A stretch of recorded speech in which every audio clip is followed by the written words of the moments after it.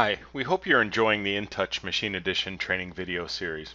Before we get into the videos that you're really going to get working with the product, we thought it was important to give you a product overview and understand the positioning of the product and where it fits in the grand scheme of things.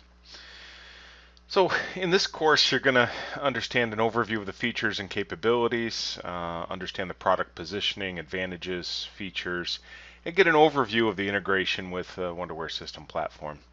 You'll understand when you're done how the product is positioned in the market, know the advantages and the features of the product, and realize a basic understanding of the integration with the Wonderware System Platform and Historian.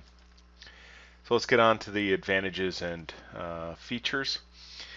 First of all, a bit about the vision of where InTouch Machine Edition is positioned. Basically, this product is a human-machine interface product, and it's going to enable OEMs, machine builders, and end users to create a human-machine interface for a machine that will seamlessly integrate machine and panel data directly into supervisory, HMI, and historical systems for a better understanding of how the operation is working, for greater control, faster response times, just understanding and more report capabilities, higher operating efficiencies, and lower total cost of ownership. This is really important because this is a very complete product and allows you to really get data from anywhere, anytime, and connect to just about any controller. And so why settle for a minimally functional or proprietary HMI? And you have to understand that all of this is backed by the Wonderware reputation of support, global superior support, extensive product scalability, and just a commitment to software investment protection. So where is this positioned? Basically, it's an easy-to-use HMI software product. It runs on any Windows Embedded or Windows Embedded Compact Edition offering from Microsoft, and that gives you the flexibility to run it really on a lot of different platforms.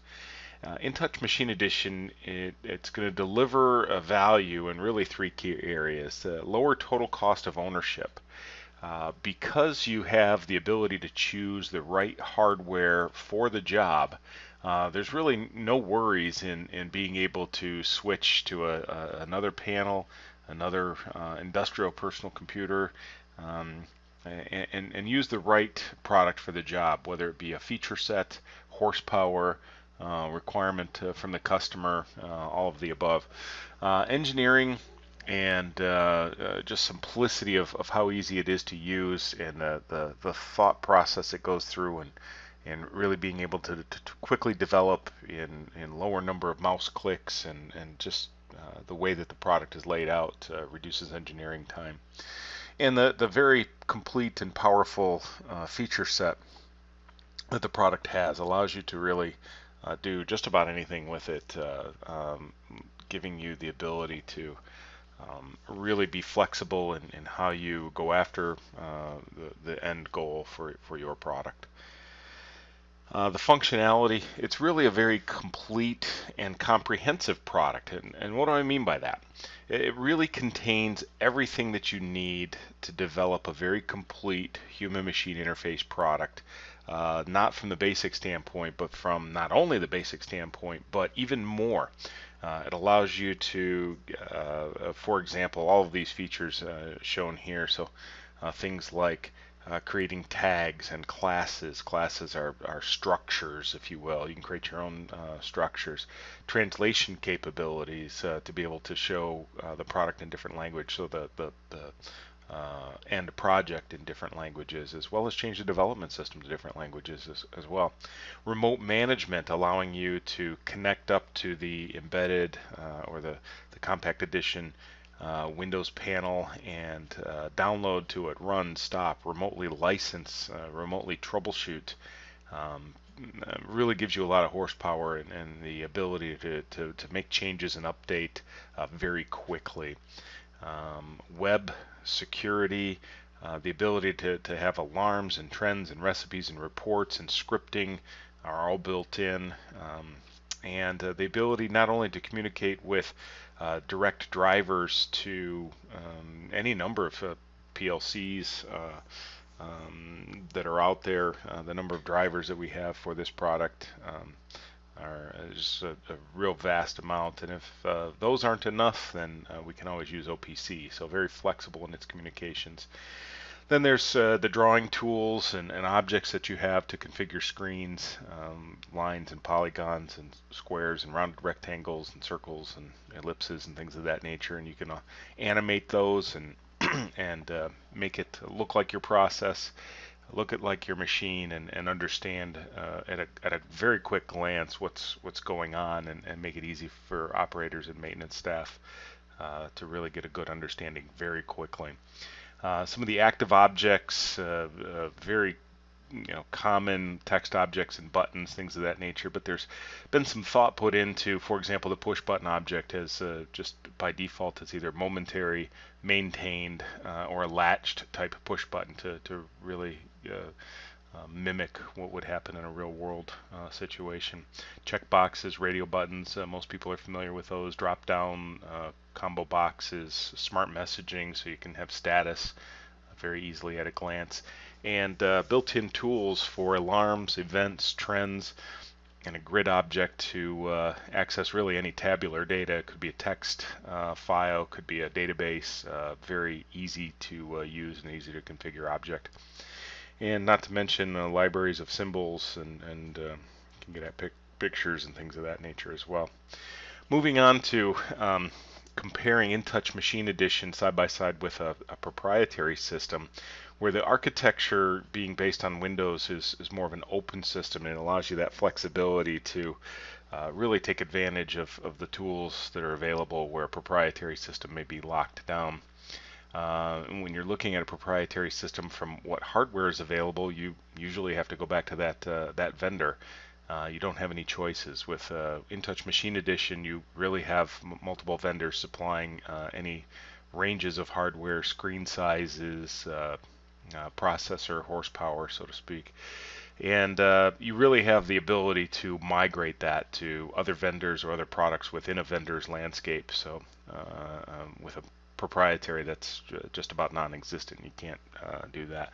We have hundreds of native communications drivers built in addition to, as I mentioned before in the previous slide, the flexibility to use OPC.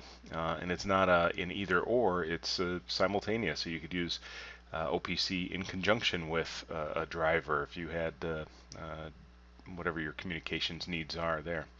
And usually with a proprietary, you're kind of locked into what they give you as drivers, and sometimes they might, it's not always the case, offer OPC, and if then it's probably not very flexible.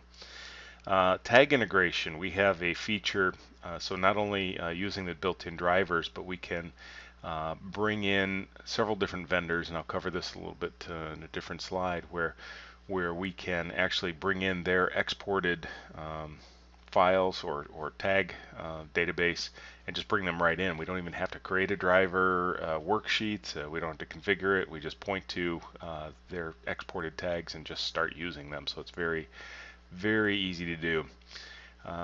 Integration to Wonderware, we have built-in native connectivity to Wonderware Historian, and as you'll see up through System Platform.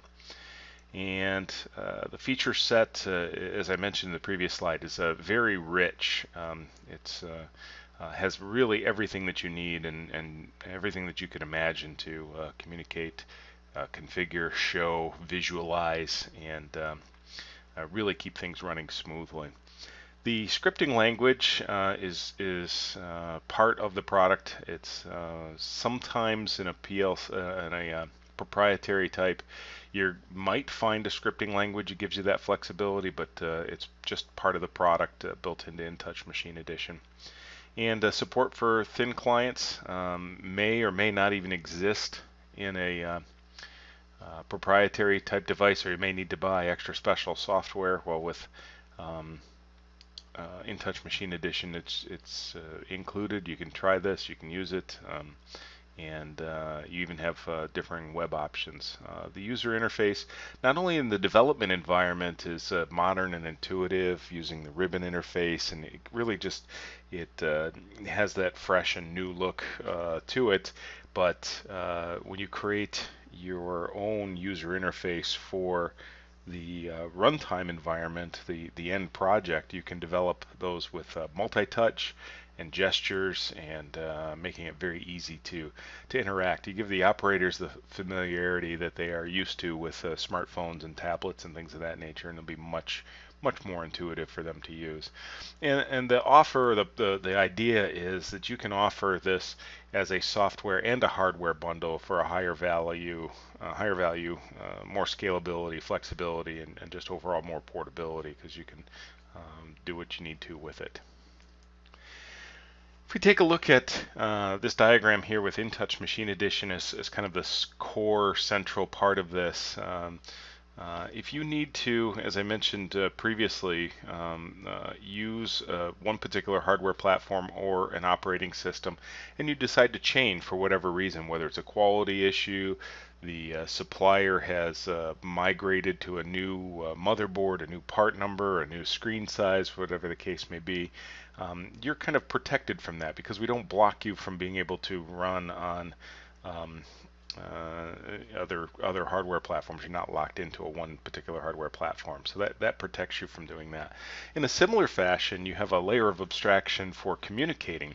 Give you an example. When we configure what we call a driver worksheet, you're usually setting up a 2-column spreadsheet, essentially, or a worksheet, where the first column is going to be the tag name for InTouch Machine Edition, and the right-hand column will be the I/O address, or the tag in the PLC.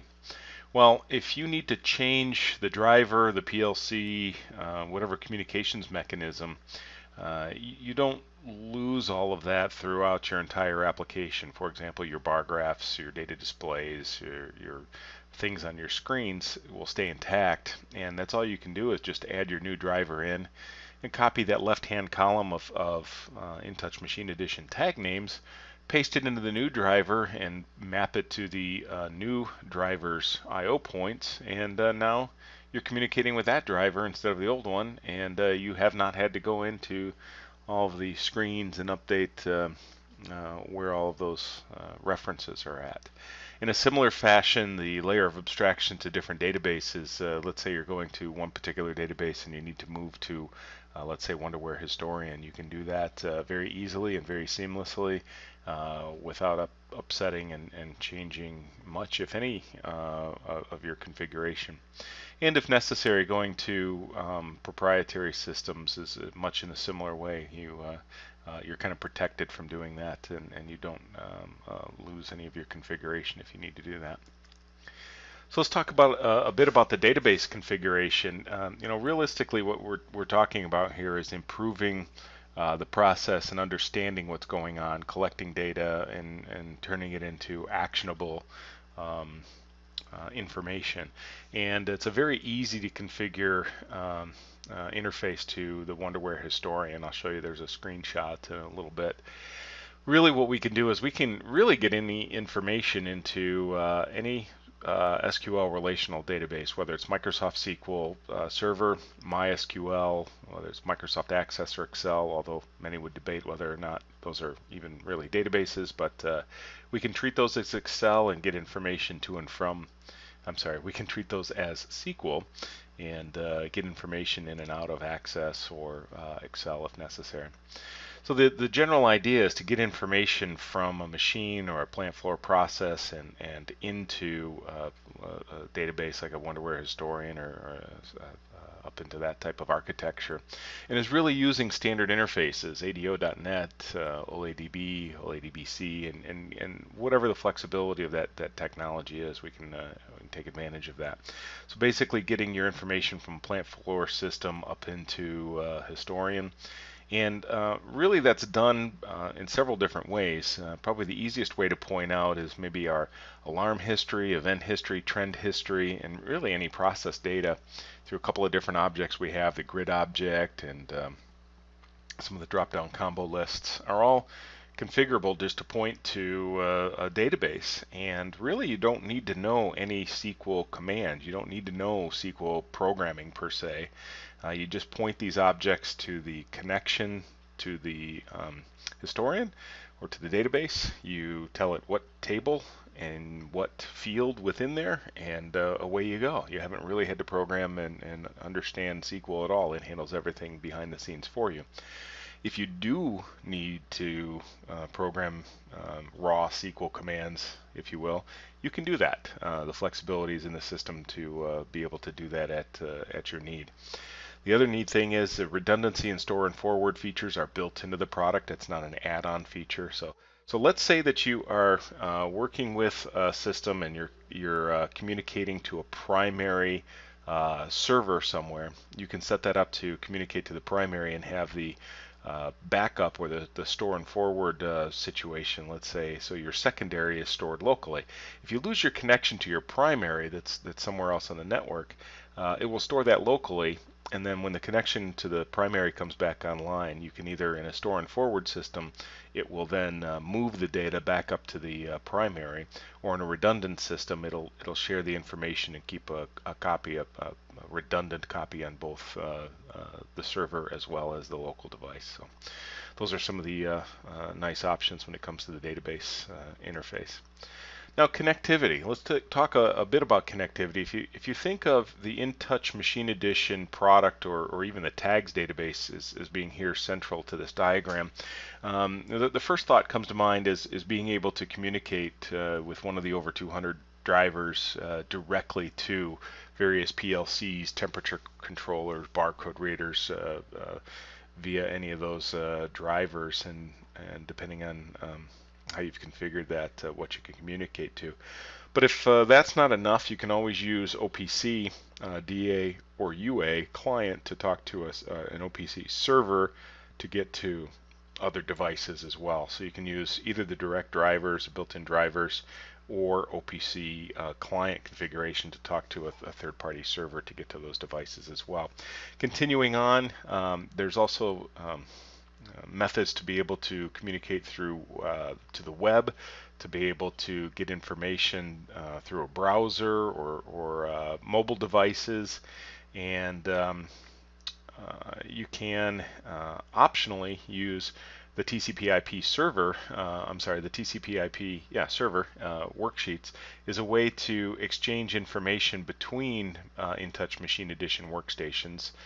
Or alternatively, the product can act as an OPC server as well. So in a similar fashion to InTouch Machine Edition talking OPC as a client to a third-party server, somebody else's software can come along as a client and talk to us as a server, so we can get access to the tag information directly.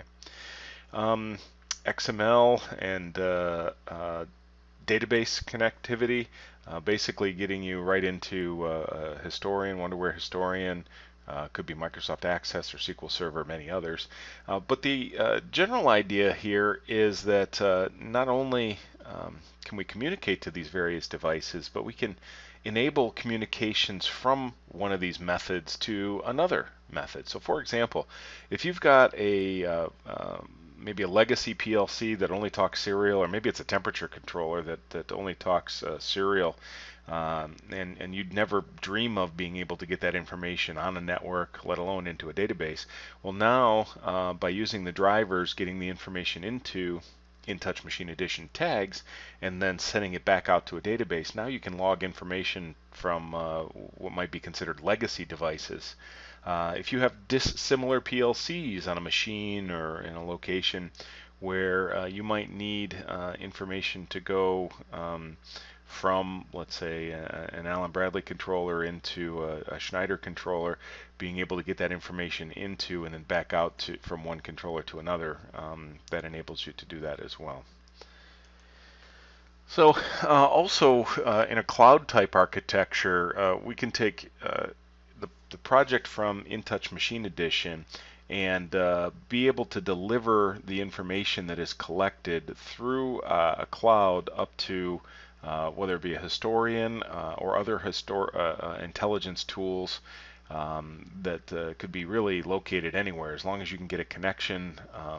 TCP/IP connection could be over VPN, could be with a radio modem, could be satellite connection, cellular connection. As long as you can get a secure access connection to that, it doesn't have to be physically located close by. This could be remote. It could be in another part of the plant.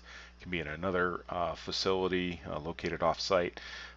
So that's a lot of the ability to get that data into a centralized location, whether it be in the same plant, off in a different department, off in a different part of the world, as a matter of fact.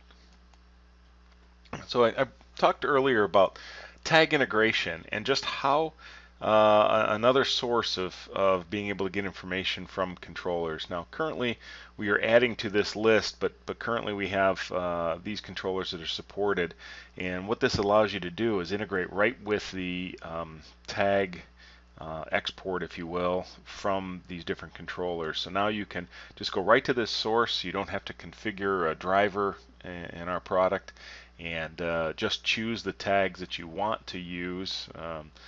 The unused tags don't consume tags within InTouch Machine Edition, so you just pick from the various I/O tags that you want to use from the controller, use those, and it really improves efficiency when you're creating an application. It just makes it so easy and so fast to do.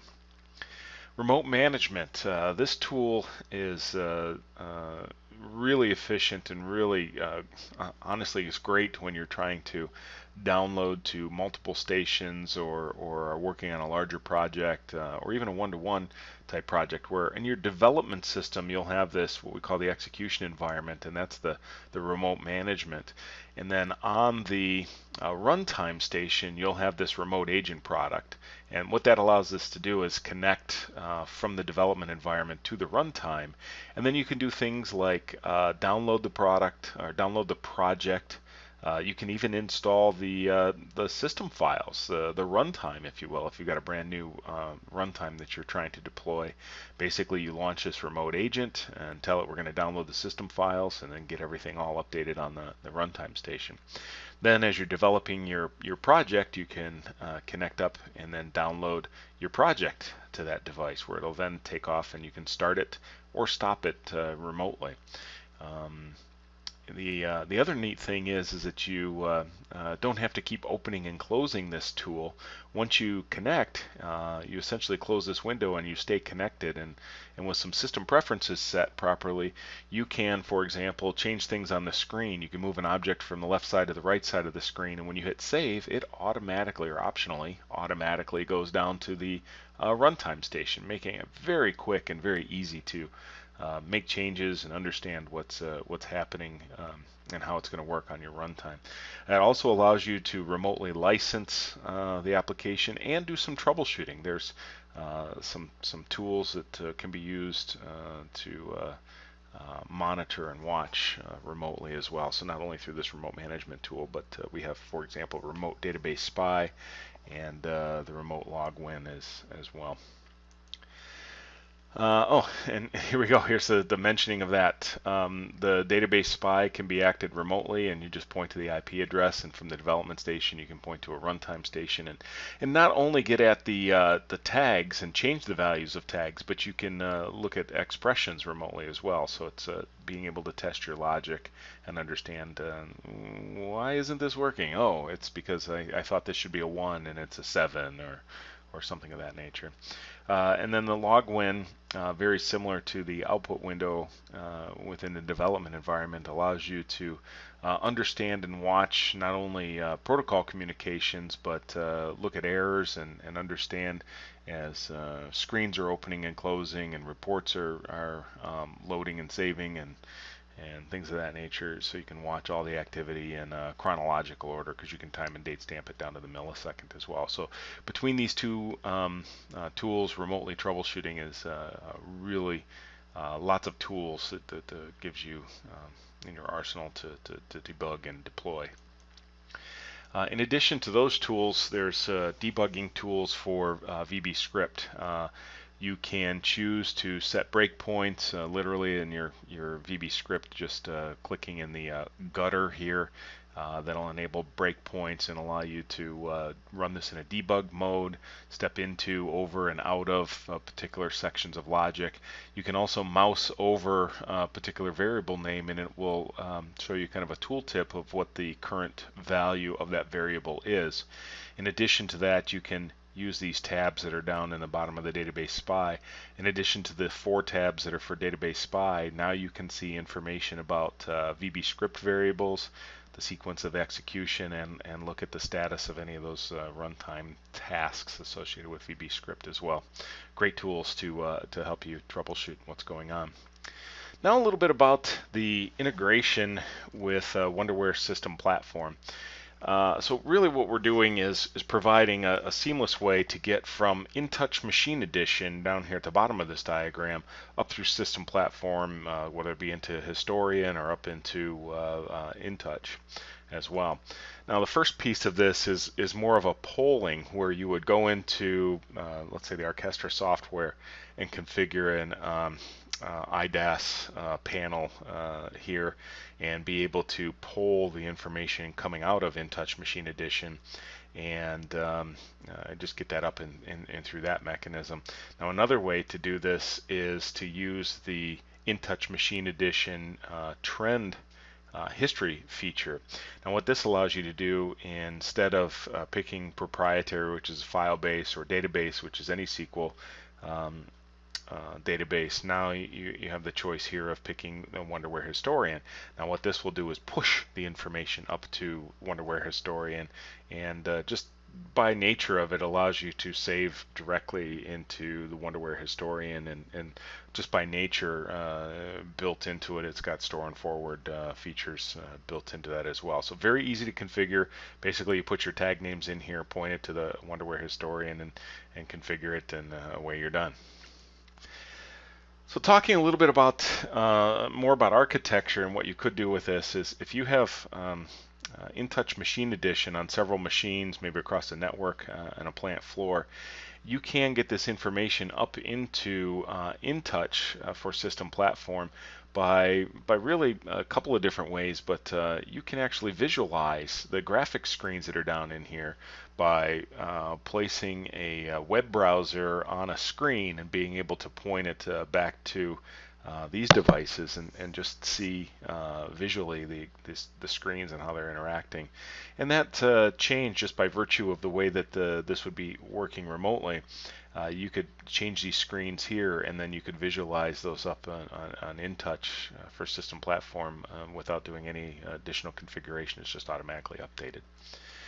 The strategy or the positioning of this, if you think of down here where InTouch Machine Edition would live, we're really not trying to take over the SCADA world with this product. It's more of an HMI position to be on machines or smaller processes, whatever the facility may be, but then provide connections to the different databases or historians, and being able to get that information up through Wonderware Cloud Services or the Historian, or up into other business systems through the various Wonderware tools that are available. So you can see basically how this is positioned as again, why it's called Machine Edition, and being able to run as an HMI and connect into these various other products.